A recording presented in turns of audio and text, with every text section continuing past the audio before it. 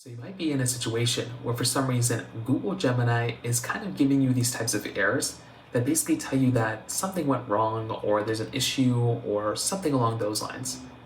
Now, whenever you get any sort of error like this, the best thing to do is to first double check your internet connection.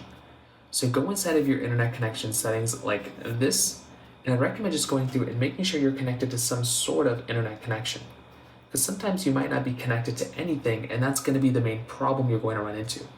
So go through, make sure you're connected to some sort of internet connection or Wi-Fi connection. That'll be the first thing I recommend doing. Number two, I'd recommend just kind of closing out of Gemini and just kind of opening it back up. So close out of Gemini or restart the website, and go through and try seeing if you can kind of basically reopen it. Sometimes that might be the thing I'd recommend kind of thinking about as well. And that could also very well end up fixing the problem for you too. If that doesn't end up doing it, I'd probably recommend going through and try seeing if you can update Gemini. So try going inside your Google Play Store like this and try finding the Gemini application. And I'd recommend trying to go through and try updating Google Gemini that way.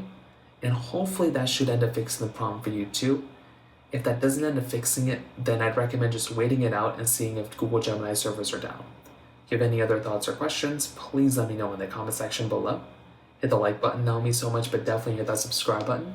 More importantly than everything else, I love every single one of you guys. Hopefully I'll catch you guys in the next video. Peace out till then.